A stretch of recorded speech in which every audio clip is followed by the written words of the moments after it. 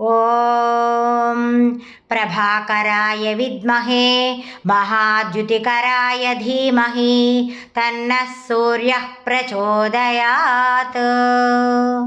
श्री सूर्याष्टकम्। आदिदेव नमस्तुभ्यं प्रसीद मम भास्कर। दिवाकर नमस्तुभ्यं प्रभाकर नमोऽस्तुते। सप्तास्वरधमारूढं प्रचण्डं कश्यपात्मजं श्वेतपद्मधरं देवं तं सूर्यं प्रणमाम्यहम्। लोहितं रथमारूढं सर्वलोकपितामहं महापापहरं देवं तं सूर्यं प्रणमाम्यहम्। त्रैगुण्यं च महासूरं ब्रह्मविष्णुमहेश्वरं महापापहरं देवं तं सूर्यं प्रणमाम्यहम्।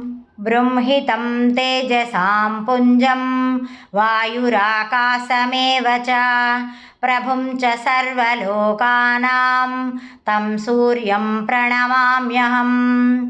बन्धूकपुष्पसङ्काशं हारकुण्डलभूषितम् एकचक्रधरं देवं तं सूर्यं प्रणमाम्यहम्। विश्वेशं विश्वकर्तारं महातेजः प्रदीपनं महापापहरं देवं तं सूर्यं प्रणमाम्यहम्।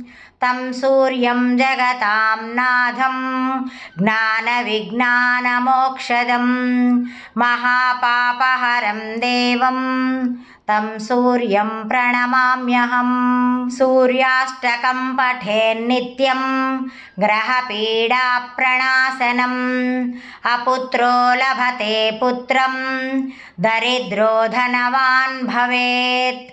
आमिषं मधुपानं च यः करोति रवेर्दिने सप्तजन्म भवेद्रोगी जन्म कर्म दरिद्रता।